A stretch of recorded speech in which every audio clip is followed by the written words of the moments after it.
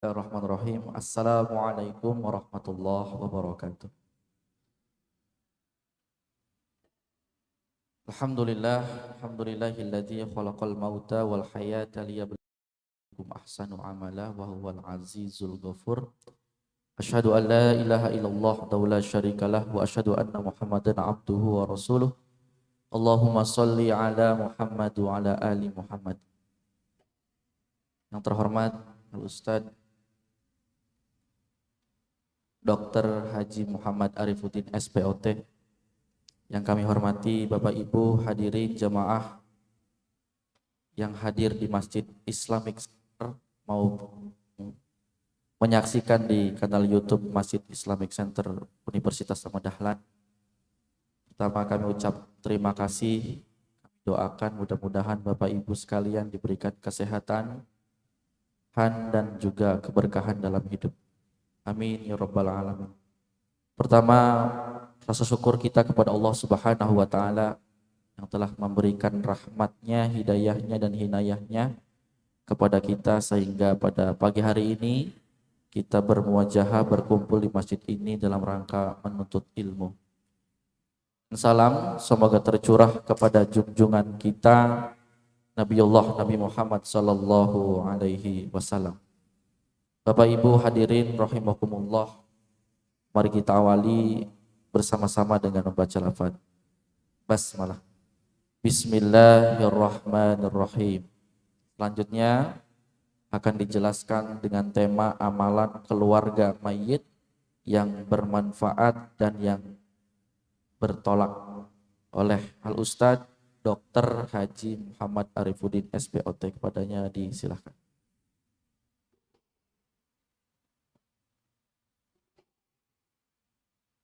Assalamualaikum warahmatullahi wabarakatuh. Innal hamdalillahi nahmaduhu wa nasta'inuhu wa nastaghfiruh wa na'udzu billahi min shururi anfusina wa min sayyiati a'malina. May yahdihillahu fala mudilla lahu wa may yudlil fala hadiya lahu. أشهد أن لا إله إلا الله وأشهد أن محمدا عبده ورسوله. اللهم صل وسلم وبارك على حبيبنا ونبينا محمد وعلى آله وصحبه ومن تبعهم بإحسان إلى يوم الدين. أما بعد. Saudaraku sekalian, Bapak Ibu yang saya cintai dan saya hormati rahimakumullah,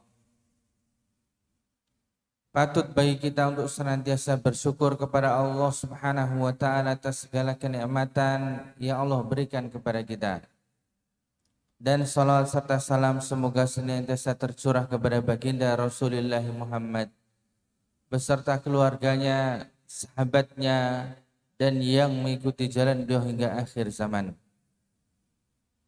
Dan di antara kabar gembira dari Rasulullah Sallallahu Alaihi Wasallam kepada orang-orang yang hadir di majelis ilmu, yang duduk di pengajian-pengajian, maka Rasulullah Sallallahu Alaihi Wasallam memberikan kabar gembira kepada mereka, dan insya Allah termasuk kita yang hadir di Masjid Islamic Center UAD ini.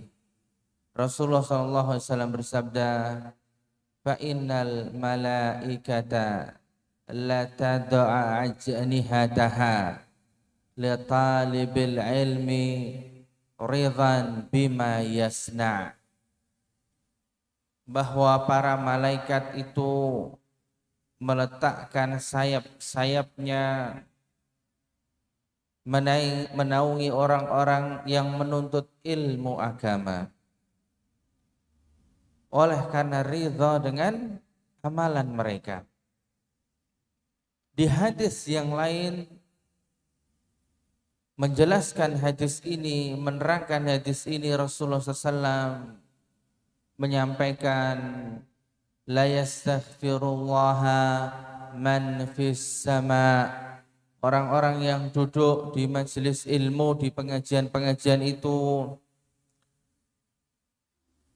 para malaikat yang berada di langit itu mereka senantiasa membacakan istighfar atau memintakan ampun bagi orang-orang yang duduk di pengajian. Pokoknya duduk di pengajian ini, duduk aja itu udah dapat pahala Pak Ibu. Apalagi kalau tidur itu ya dapat dua, dapat pahala dan dapat tidur. Ya, alhamdulillah pokoknya. Insya Allah pada kesempatan pagi hari ini kita membaca beberapa ayat dan hadis yang berkaitan tentang kematian. Pokoknya rapopo dieling kok mati terus Pak Dokter. Enggak apa-apa. Di rumah sakit itu mati pun biasa Pak. Mula nek dokter napa ya teman-teman yang kerja di rumah sakit itu dikabari niku responnya sok-sok kurang. Dok, Pak Anu meninggal. Wah, Masya Allah, inna lillahi wa inna ilaihi raji'un. Dalam hati, ya jane ning rumah sakit kerep ngono kuwi. Ini kita membiasakan dan memang ya kalau pas kayak gini itu ya dielingke tentang kematian ya enggak apa-apa. Tapi dalam hal ini tuh ini insya Allah jadi pelajaran kita kalau ada orang tua kita yang wafat ataupun kita siap-siap berwasiat kepada yang mau kita tinggal. Pak urung-urung kok wasiat? Ya dulu Rasulullah SAW kalau safar jauh haji beliau mencontohkan memberikan wasiat. Misalkan haji, kalau hajinya reguler tuh paling enggak itu ya 42-43 hari. Ya, wasiat. Nah, Allah Subhanahu wa taala berfirman di dalam surat Isra ayat yang ke-23. Nah, ini memang megangnya harus gini Mas. Nah, ini kekuatan jari ini. Nek digenggam terus sok rada rendet. Dalam surah Al-Isra ayat 23 Allah Subhanahu wa taala berfirman wa qadha rabbuka alla ta'budu illa iyyahu wa bil walidaini ihsana. Dan Allah Subhanahu wa taala sudah menetapkan supaya kita manusia semuanya dan terutamanya tentu kaum muslimin sudah jadi ketetapan Allah Subhanahu wa taala alla ta'budu illa iyyahu. Allah Subhanahu wa taala yang pertama menetapkan supaya manusia itu mentauhidkan Allah Subhanahu wa taala. Dan ini merupakan pokok daripada ajaran Islam. Yang paling tinggi ibadah adalah tauhid, mentauhidkan Allah Subhanahu wa taala dan membersihkan dari dosa yang paling besar yaitu noda-noda kesyirikan. Nah, yang kedua setelah mentauhidkan Allah, Allah menetapkan wabil walidaini ihsana. Amalan kepada Allah yang paling tinggi adalah mentauhidkan Allah. Adapun di dalam muamalah kepada sesama manusia, maka di antara yang paling utama atau bahkan yang paling utama adalah terhadap kedua orang tua kita. Dan ini menjadi perhatian dan mesti menjadi perhatian kita untuk senantiasa berbakti birrul walidain, untuk senantiasa mengingat kepada kedua orang tua kita oleh karena banyak amalan-amalan yang terkait dengan orang tua. Bahkan di antara senjata rahasia, senjata utama bagi seorang muslim adalah doa kedua orang, napa melih doa ibu. Rasulullah SAW menyampaikan bahwa di antara doa yang mustajab, doa yang akan diijabahi oleh Allah Subhanahu wa taala, doa yang akan diterima oleh Allah Subhanahu wa taala adalah doaul walid liwaladiha, doa orang tua untuk anaknya. Maka kita ini kalau sudah jadi orang tua itu harus sering untuk berdoa di setiap kesempatan untuk anak-anak kita juga. Selain kita juga berkewajiban mendoakan kedua orang tua. Apalagi kalau pas marah, jangan sampai kok keluar kata-kata yang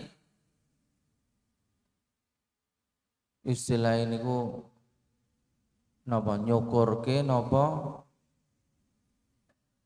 nyumpahi. Oh titenono. Kejadian loh Ibu.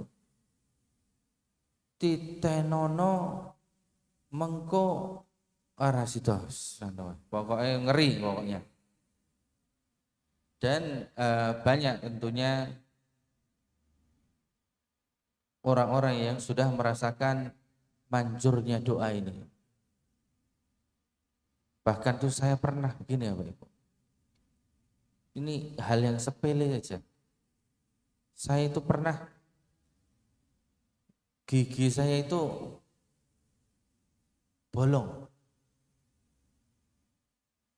Dulu mungkin kurang atau kebanyakan susunya, kebanyakan asam sulfat, mungkin loh susunya kurang. Apa namanya kebanyakan, jadi bolong untune ini. Untuk ya itu salah saya. Sejak SD sampai jadi dokter spesialis pawang balung. Itu bolongnya tambal copot loro kumat-kumatan. Sini kok sudah konsultasi ya, ini baiknya dicabut. Cuma nek njabute ning PKO itu nek bengok-bengok ya isin. Akhirnya saya nyabut gigi di klinik gigi deket rumah.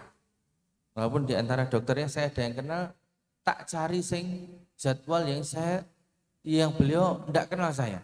Ben jabut itu mantep. Ora pekewo. Nek kenal kan pekewo jabutnya nanti angin. Akhirnya saya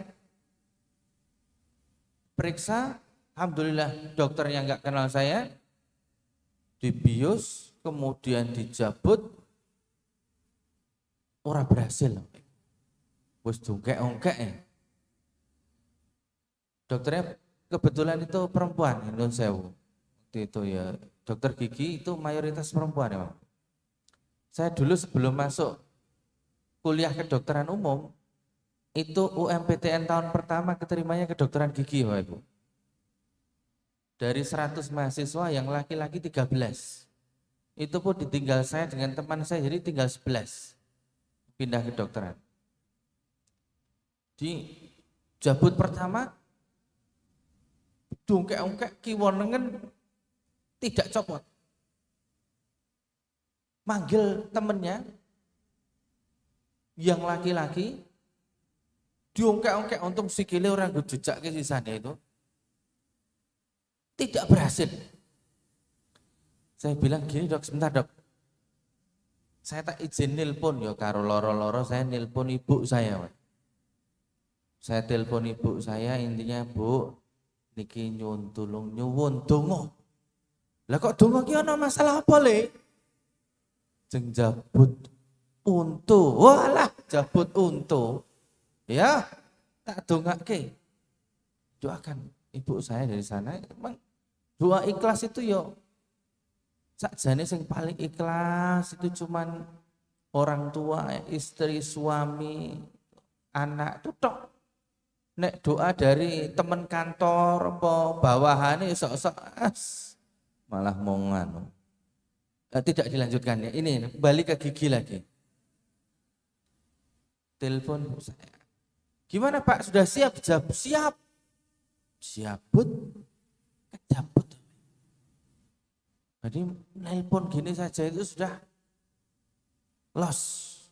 Kalau Bapak Ibu itu punya masalah, ya, terutama keuangan, utang nih gue nembok nih ya, ojo utang neng bank ya, terjerat bunga bank nanti ya, kembali. Kami di PKU itu sering Bapak Ibu tuh disambati, dok, ini orang tua saya itu mondok di ICU rumah sakit X, tidak disebutkan namanya, tuh kami sulit untuk ketemu, untuk mentalkin, untuk nuntun, untuk ngaji tuh gak diperbolehkan. Gimana dok? Aduh, pripun. Kalau di PKU gimana dok? Ya di PKU ya ada waktu untuk keluarga, untuk misalkan mau mentalkin, menuntun kerabatnya, itu ada waktu-waktu dan bisa untuk meminta waktu. Gimana dok kalau dipindah saja? Duh, sulit Pak. Karena ibu panjenengan itu sudah di ventilator. Kalau mau pindah juga sulit. Ini bukan kok meden-medeni loh, ini enggak meden-medeni loh. Cuman kalau di PKU itu ICU-nya itu bisa dijenguk dan backsound-nya itu adzannya mantep. Adzan dari Masjid Sujak PKU Gamping kita sambungkan ke rumah sakit. Tuh banyak pasien-pasien itu yang terkesan dengan adzan dari Masjid Sujak yang kita sambung. Neng tidak ada yang mau mondok lagi Bapak Ibu. Ya ora ono to sing ditawani, saya terkesan sesuk pengen mondok meneh kan ndak ada Bapak Ibu. Piye carane aja nganti mondok lagi. Sehat. Beda kalau di hotel, saya nginep di sana itu enak sekali, sesuk balik meneh. Kalau di rumah sakit itu walaupun terkesan, tetap ya ora ono sing gelem, wong dokter wae ora gelem mondok ya. Ditawani gratis wae ya wegah. Enak neng omah. Saya doakan jenengan juga sih. Bukan kabul. Amin. Ini bukan kampanye Bapak Ibu. Nah, banyak kemudian yang merasa saya kurang bekti kepada kedua orang tua saya, tapi kadang-kadang itu merasa kurang mengambil cara-cara yang instan. Sebenarnya apa yang dimaksud dengan cara instan nanti kita bahas. Sebenarnya bagaimana mestinya kita bekti kepada kedua orang tua kita, tentunya ya pernah suatu ketika ada seorang yang gendong ibunya dari Yaman, kemudian tawaf di Ka'bah digendong, dan dia bertanya kepada Ibnu Umar, wahai Ibnu Umar, saya sudah gendong ibu saya dari kampung saya dan saya ajak untuk tawaf dan sa'i di Baitullah. Apakah saya sudah bisa membalas kebaikan dua orang tua saya kepada diri saya? Kata Ibnu Umar, wallahi la, demi Allah durung. Kata Ibnu Umar, bahkan tidak sepadan dengan satu kali mengejan ibumu untuk melahirkan kamu. Saking tidak ternilainya apa yang diberikan oleh kedua orang tua kita kepada kita. Nah, kadang-kadang ada seorang itu merasa, aduh saya selama ini telah dengan kedua orang tua saya karena sibuk karir, saya di luar kota, tugas ini, nggak sempat nungguin ibu saya. Ya sudah gini saja, ngundang setelah ibunya meninggal, diundanglah anak-anak panti untuk kirim, untuk ngaji, kemudian kirim donga ya nanti kita bahas. Nah, Rasulullah Muhammad sallallahu alaihi wasallam bersabda,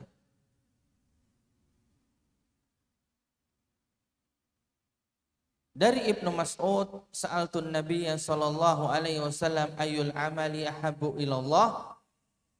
Ibnu Mas'ud berkata, amal apakah yang paling dicintai? Bertanya kepada Rasulullah, ya Rasulullah, amal apa yang paling dicintai Allah? Maka Rasulullah SAW menjawab, as-salatu ala waqtiha.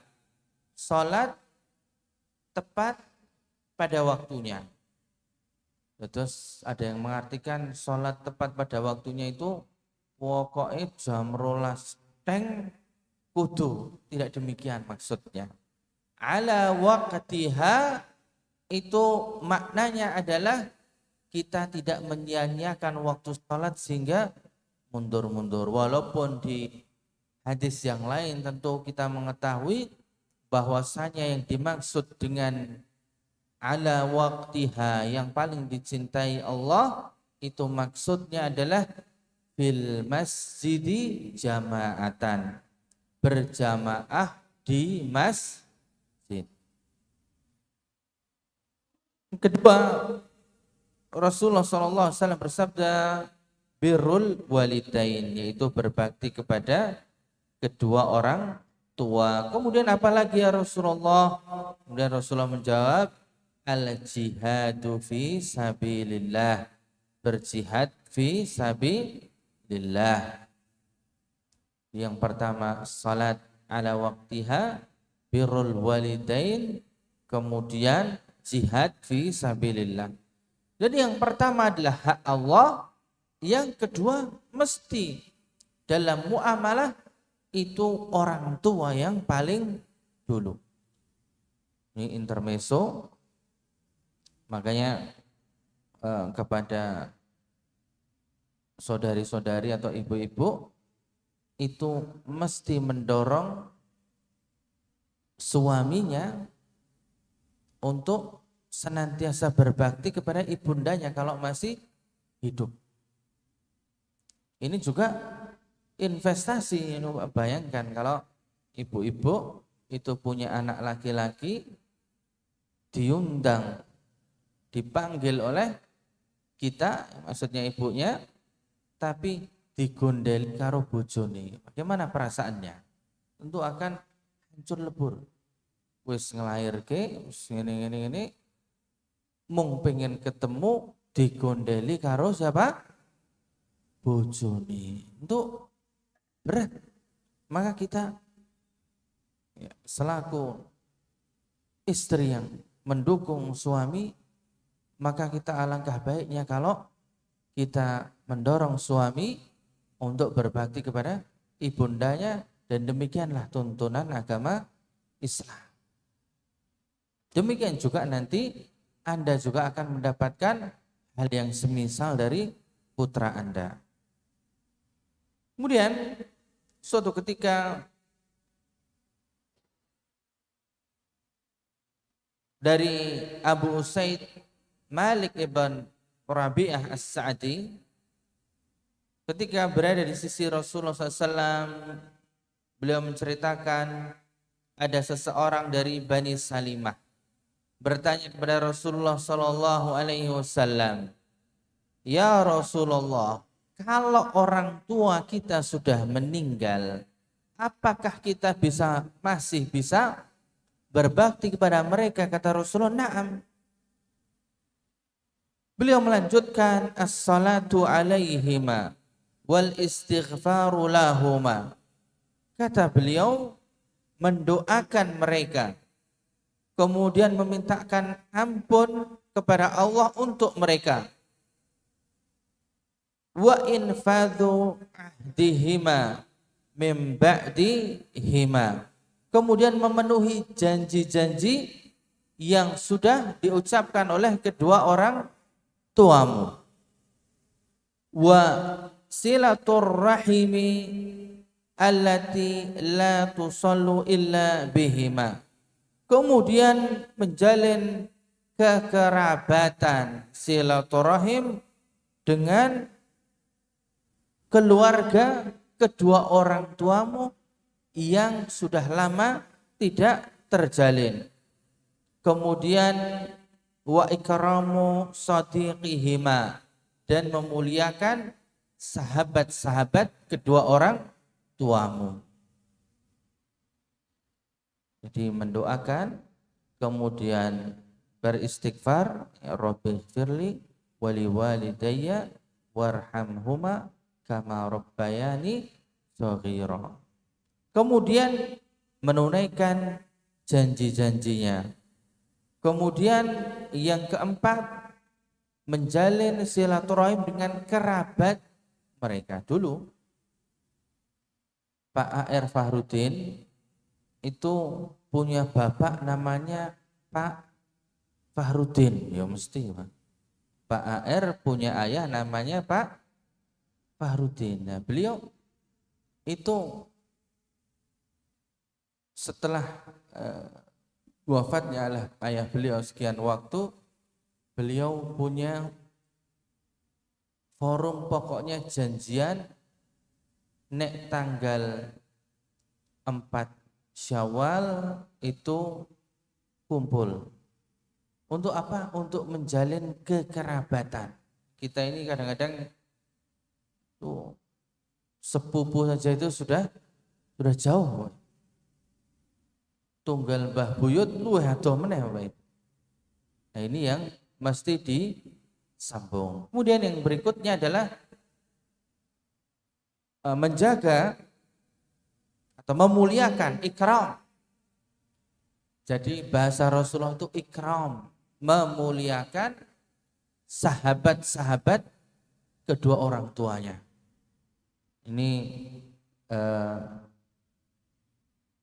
demikianlah dahulu praktek juga yang dilakukan oleh para sahabat. Mereka ini memuliakan kerabat-kerabat kedua orang tuanya. Ini banyak kisah-kisahnya. Kesempatan lain insya Allah bisa dibaca lagi. Nah, yang paling penting sebenarnya Pak Ibu, wafatnya kerabat kita, apalagi kedua orang tua kita, itu yang paling penting adalah bahwa tamu, bukan tamu, akan tapi orang-orang yang bertakziah itu harapannya adalah bisa mensolatkan jenazah. Oleh karena Rasulullah SAW bersabda dalam hadis yang diriwayatkan oleh Imam Muslim, beliau SAW bersabda, "Ma min rajulin muslimin." Tidaklah seorang yang muslim yamutu, meninggal, wafat, fayaqumu ala janazatihi, kemudian melakukan salat jenazah terhadap jenazah tersebut, arba'una rajulan la yusrikuna billahi syai'a.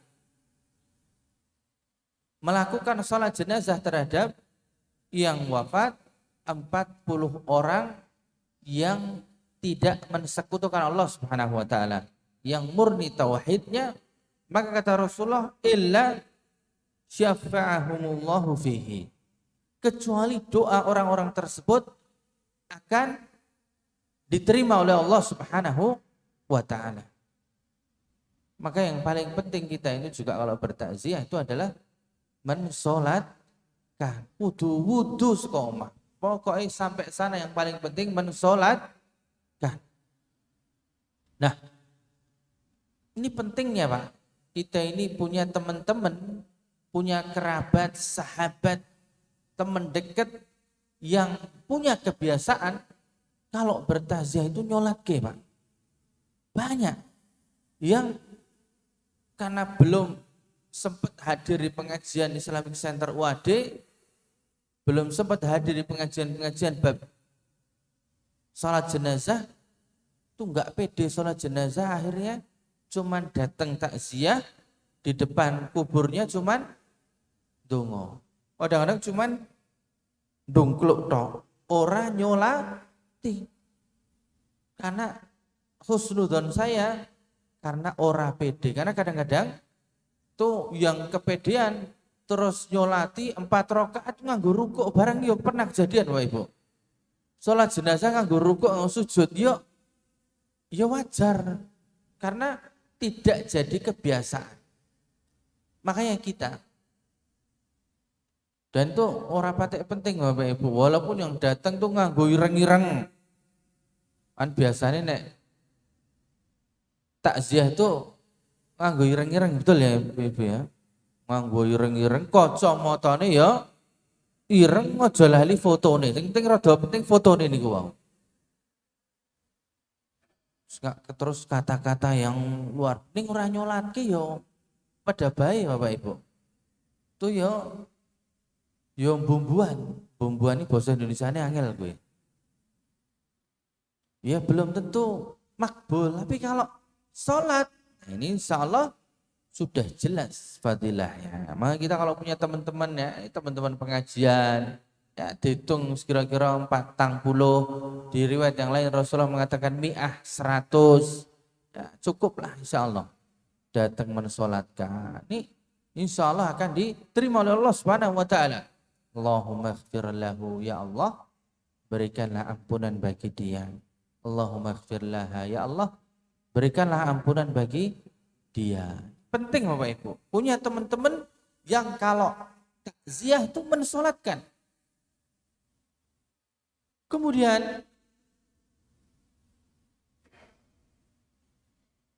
ini yang penting lagi Bapak Ibu, Rasulullah SAW bersabda ya, memang nih ayat karo hadis ini penting kabeh Bapak Ibu.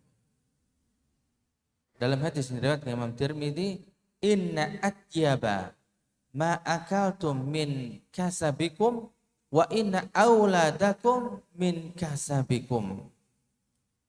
Sesungguhnya sebaik-baik makanan yang kalian makan adalah dari hasil keringet dewi. Baik-baiknya. Sesungguhnya, ini makanya saya itu kadang-kadang terbersit tuh Mary Bapak Ibu. Jadi kalau saya itu kerja di rumah sakit misalkan seperti Sarjito, itu banyak residen-residen Bapak Ibu. Residen itu yang baru ngambil spesialis. Kadang-kadang itu enak ya mereka operasinya yang ngerjakan residen-residen, tapi ini itunya tetap ke seniornya. Dari hadis ini sungguhnya atyabu ma'akaltum, yang paling baik rezeki yang kalian makan itu saka keringetmu dewe. Wis rapopo, kesel keringetan, capek, ngeluh, ning dari hasil kita sendiri itu lebih afdal. Tapi kalau rumah melu maratuwa gimana? Nah, itu beda meneh itu. Padha karo aku dari dulu ya. Dan berikutnya Rasul kan inna auladakum min kasabikum. Kan ada yang bertanya begini Bapak Ibu. Ada perdebatan yang cukup panjang di majelis pimpinan Ustadz Muhammadiyah di tim fatwa itu. Janjane seorang anak itu corone bekti itu gimana? Apakah dengan cara kirim Fatihah misalkan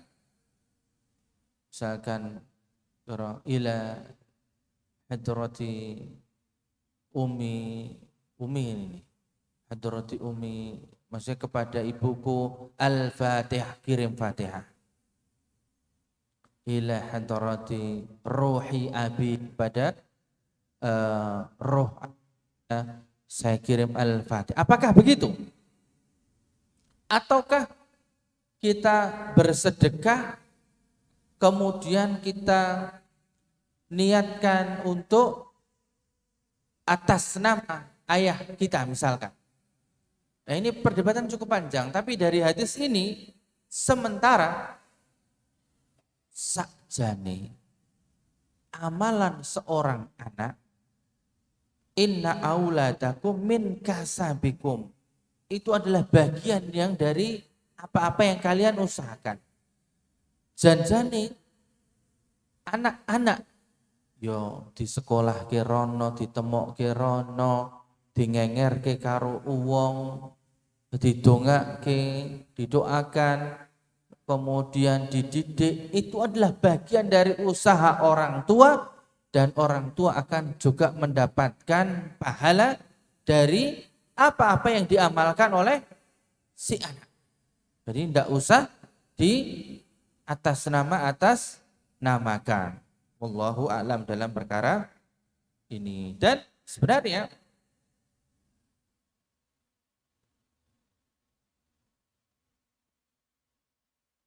kalau seandainya seorang anak hendak berbakti, itu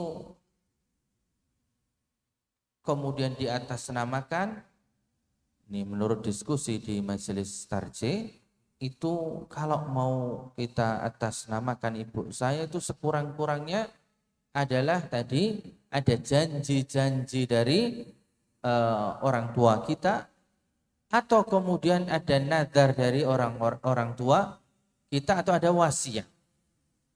Suatu ketika Rasulullah SAW didatangi seorang laki-laki dalam hadis Bukhari dan Muslim. Laki-laki ini mengatakan, inna ummi iftulitat nafsaha walam tusi wa adhunnuha law takallamat tasaddaqat. Ya Rasulullah, ibu saya itu meninggal dan tidak sempat wasiat. Tapi saya memiliki keyakinan kalau ibu saya itu sempat berwasiat, ini pasti akan disedekahkan. Ini maksudnya di antara tafsirannya adalah oleh karena kebiasaan ibunda saya itu biasa mensedekahkan ini tapi belum berwasiat. Bagaimana kalau saya mewasiatkan atau saya mensedekahkan barang ini atas nama beliau? Apakah mendapatkan pahala? Anaknya dapat pahala, apakah orang tua juga dapat pahala? Maka Salam mengatakan na'am, bisa dapat pahala. Ini bakti kita kepada kedua orang tua. Nah, yang jadi masalah, bagaimana dengan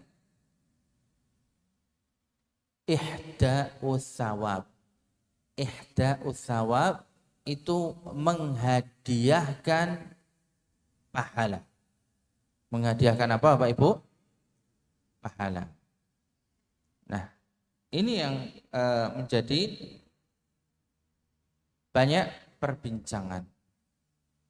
Kadang-kadang kebiasaan beberapa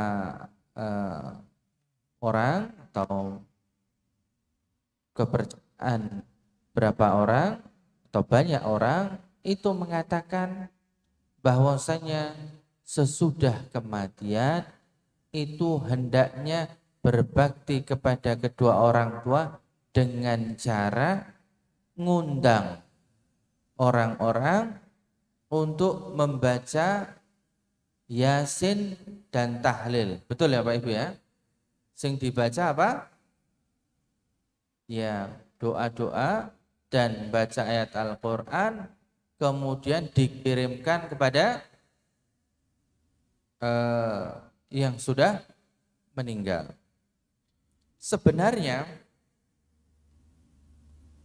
menurut Imam Syafi'i di dalam dan ini juga yang dituliskan dalam fatwa tarjih yang ada di dalam website juga tarjih.id. Imam Syafi'i dalam mengatakan akhbarana Rabi' ibn Sulaiman qala haddatsana Syafi'i. Al-Imam Syafi'i berkata yalhaqul mayyita min fi'li ghairihi wa amalihi thalath hajjun yu'adda anhu wa malun yutasaddaqu bihi anhu au yuqda wa du'aun fa amma ma siwa dhalika min salatin aw siyamin fahuwa li fa'ilihi dunal mayyit. Imam Syafi'i mengatakan apa-apa yang merupakan amalan mayit tersebut tentu bagi dia. Akan tetapi kalau amalan itu dilakukan bukan oleh mayit tersebut tapi oleh orang lain, anaknya misalkan, itu bisa diterima kalau 3, 1 haji, akan tetapi tentunya ini butuh kepada wasiat ataupun nadar yu'addi anhu dan dikerjakan untuk atas nama mayit. Kemudian yang kedua malun yutasaddaq, harta yang disedekahkan ini menurut Imam Syafi'i atas nama mayit atau diberikan doa. Adapun yang lain daripada itu tidak sampai. Kenapa? Oleh karena Allah Subhanahu wa taala berfirman, la yukallifullahu nafsan illa wus'aha, yang laha maka sabat, bahwa apa yang didapatkan itu adalah apa yang diusahakan. Pahala itu kalau diusahakan oleh dia sendiri. Kemudian Allah Subhanahu wa taala berfirman dalam surah An-Najm, ini merupakan dalil Imam Syafi'i, jadi tidak semua amalan itu bisa dihadiahkan.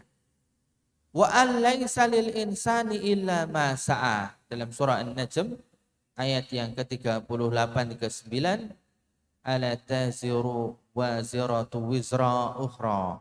Seseorang itu tidak mendapatkan apa yang diusahakan orang lain, akan tapi dia mendapatkan pahala dari apa yang dia usahakan, kata Allah Subhanahu wa ta'ala. Oleh karenanya menurut Imam Syafi'i itu seperti menghadiahkan pahala bacaan itu tidak sampai. Demikian pula yang difatwakan oleh majelis tarjih. Akan tapi kalau seorang anak dia melakukan ibadah-ibadah, maka itu sesungguhnya termasuk tadi apa yang kasabat yang diusahakan oleh kedua orang tuanya, maka termasuk usaha dari kedua orang tuanya. Maka kita tidak perlu memaksakan diri kemudian mengundang orang-orang yang banyak, kemudian baca ayat tertentu kemudian dikirimkan pahalanya. Itu sekali lagi Rasulullah SAW tidak mengerjakannya. Kemudian yang kedua, bab mengenai sekian hari, hitungan 3 hari, 7 hari. Demikian pula Rasulullah SAW juga tidak pernah mengerjakannya. Rasulullah itu ketika beliau masih hidup, istri beliau wafat, Khadijah wafat, putri beliau Ummu Kulthum, kemudian siapa lagi ya Pak Ibu? Putri beliau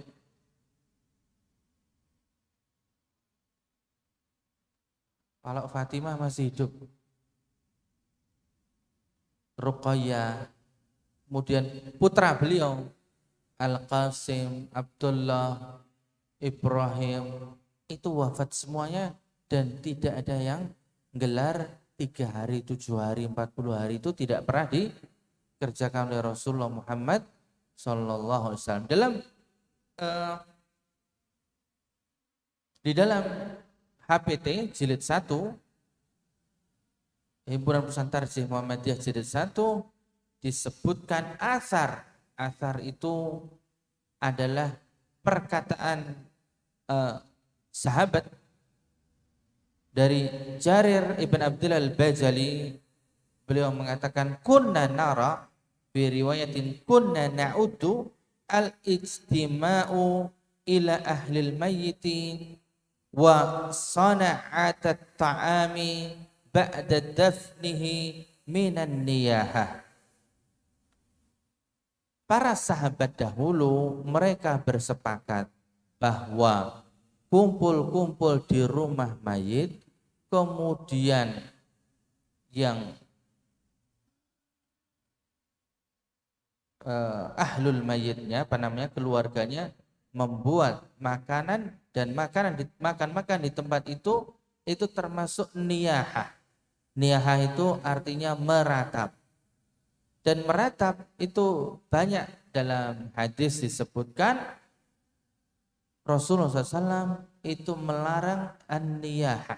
Meratap itu dilarang oleh Rasulullah Muhammad Sallallahu Alaihi Wasallam. Maka kenapa disebut amalan ini rawan tertolak? Oleh karena Rasulullah Muhammad Sallallahu Alaihi Wasallam tidak mengerjakannya.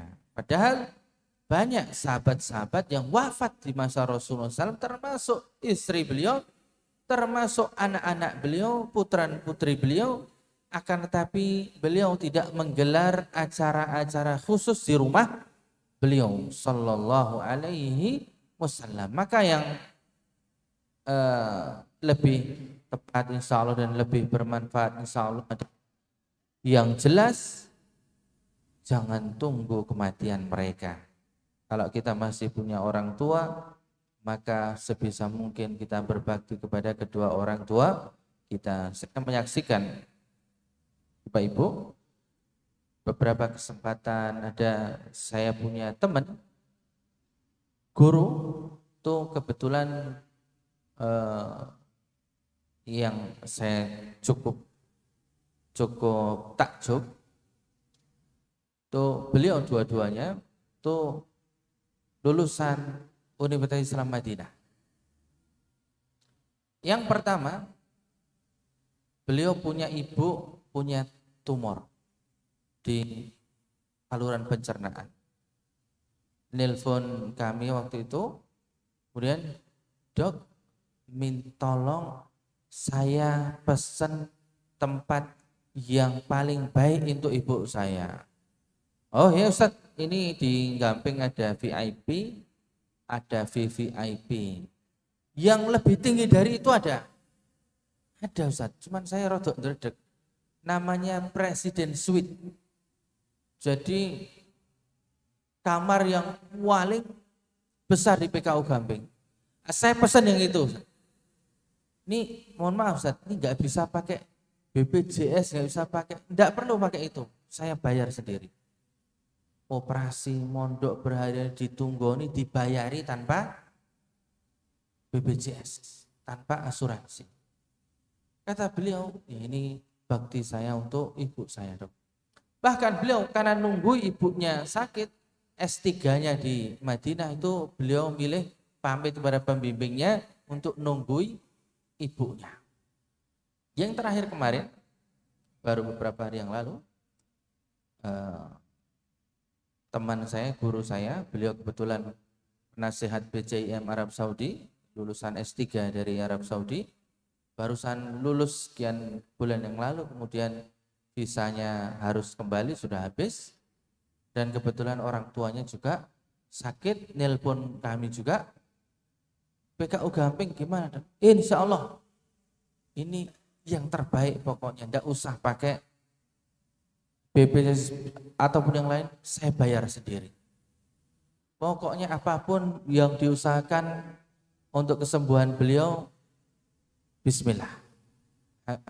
Semuanya diusahakan dan ayah beliau wafat beberapa hari yang lalu.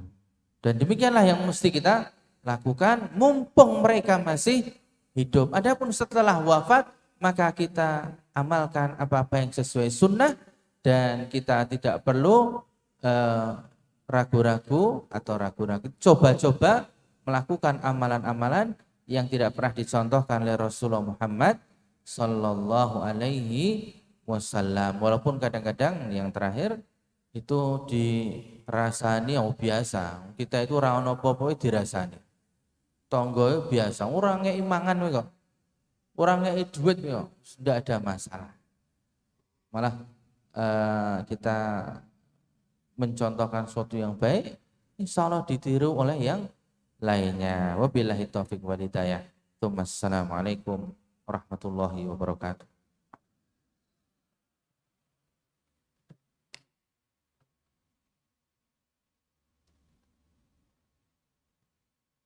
Terima kasih Ustadz yang telah memberikan materinya pada pagi hari ini. Bapak Ibu ada waktu 5 menit, mungkin ingin buka sesi pertanyaan.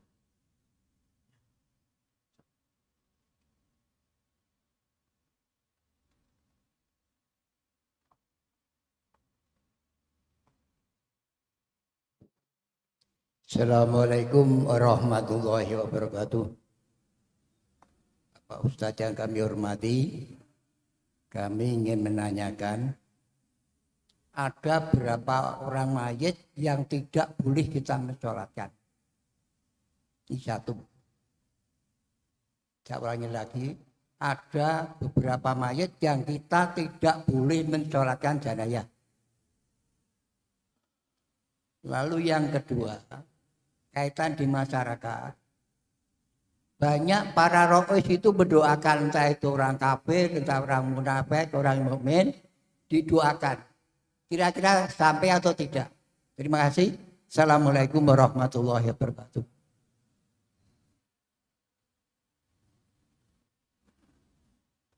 Satu lagi Ustaz.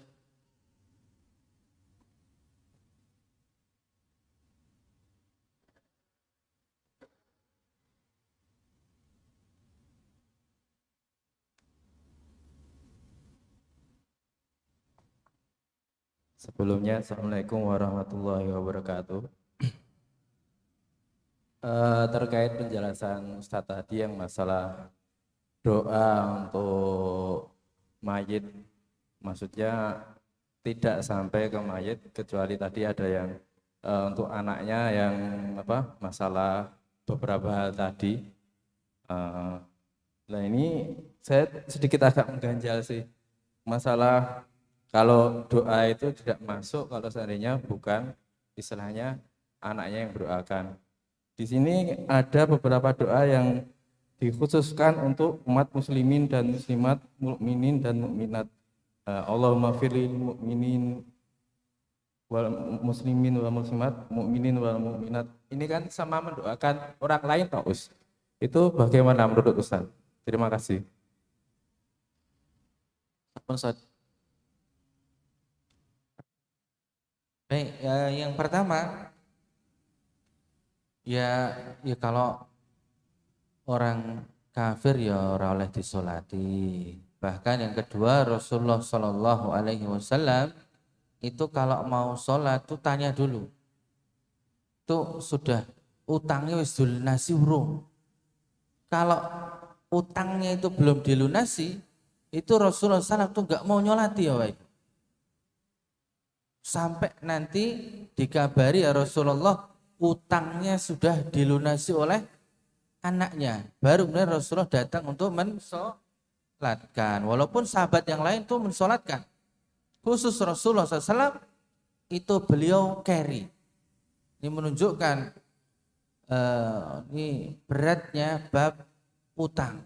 Ini makanya kita sebisa mungkin jangan bermudah-mudahan dalam utang. Apalagi utang untuk beli barang-barang yang bukan kebutuhan primer.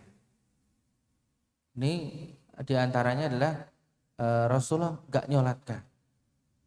Kemudian yang jadi perdebatan adalah orang-orang yang KTP-nya Islam tapi orang sholat. Ini jadi perdebatan. Allahu a'lam.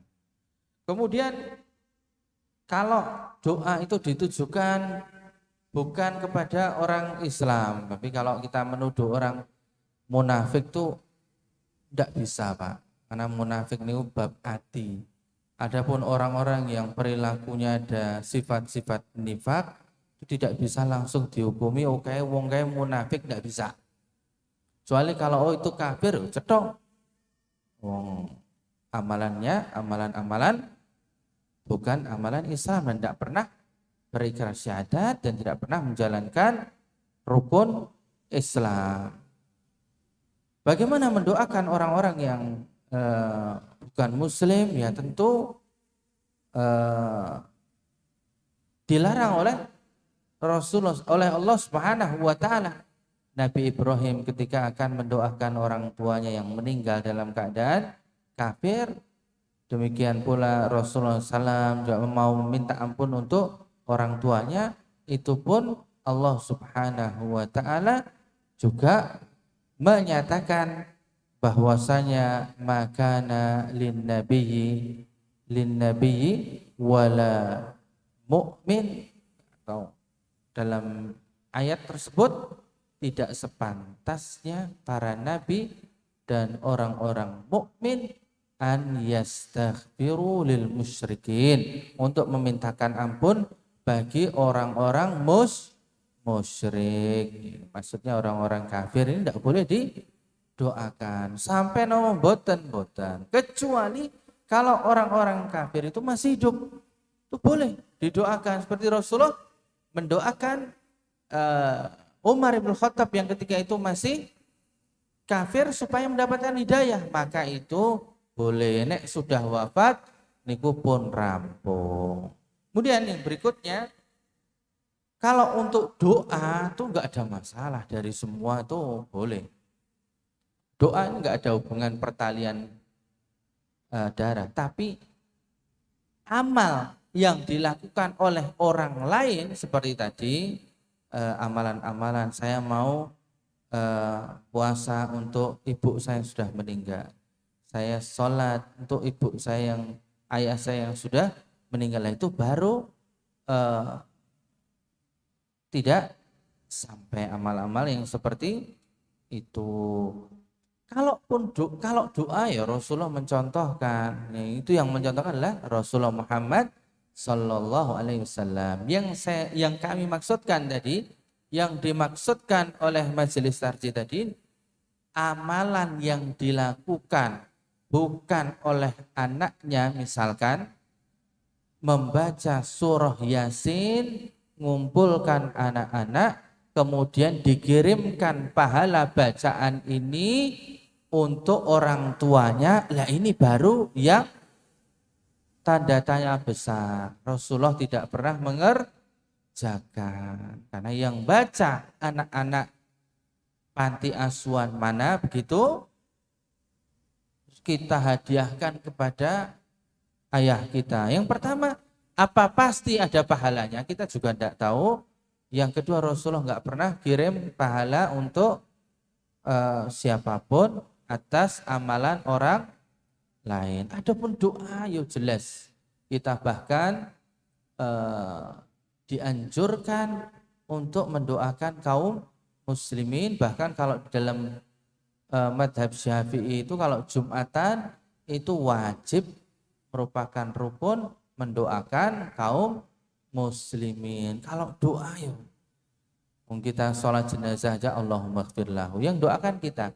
Tetapi ihda'us sawab, mengirimkan pahala bacaan yang dilakukan oleh orang lain, itu wallahu a'lam, menurut majelis tarjih itu tidak sampai. Demikian yang sudah sama. Adapun doa los, nek doa apa? Los, semua diajarkan oleh Rasulullah Muhammad Sallallahu Alaihi Wasallam. Ini yang sebenarnya ingin saya tekankan adalah seperti ini. Kadang-kadang ada yang mengatakan gini, oh saya ngumpulkan itu, saya mau sedekah, mau 3 hari itu saya mau sedekah. Tetapi ternyata niatnya sedekah, sing diundang wong-wong sugih, teman-temannya, kerabatnya, yang koleganya, bisnisnya. Lah kalau yang disedekahi wong-wong sugih, ya luweh ora nyambung lagi. Makanya yang benar itu contoh dari Rasulullah Muhammad Sallallahu Alaihi Wasallam. Tadi kita mendoakan, meminta ampun, kemudian menjalin silaturahim dengan kerabatnya, memuliakan sahabat-sahabatnya. Kalau masih punya tanggungan-tanggungan dan janji-janji, itu kita penuhi, pun blenger nih. Kita sedekah atau kita sedekah atas nama diri kita, wong kita anaknya, maka insya Allah orang tua kita pun juga akan mendapatkan pahalanya. Ngoten niku, insya Allah mudah. Ora angel. Wallahu taala a'lam. Sekali lagi kami ucapkan terima kasih Ustaz atas penjelasannya. Bapak Ibu kami ucapkan terima kasih. Mohon maaf karena waktu sudah habis, kita cukupkan kajian pada pagi hari ini. Apabila masih ada pertanyaan yang sempat disampaikan, monggo untuk maju ke depan langsung bertemu dengan Ustaz. Mari kita tutup bersama-sama dengan membaca Al-Fatihah. Alhamdulillahirabbil alamin. Subhanakallahumma wa bihamdika asyhadu an la ilaha illa anta astaghfiruka wa atubu ilaik. Akhirul kalam billahi fi sabilillah haq fastabiqul khairat. Wassalamu alaikum warahmatullahi wabarakatuh.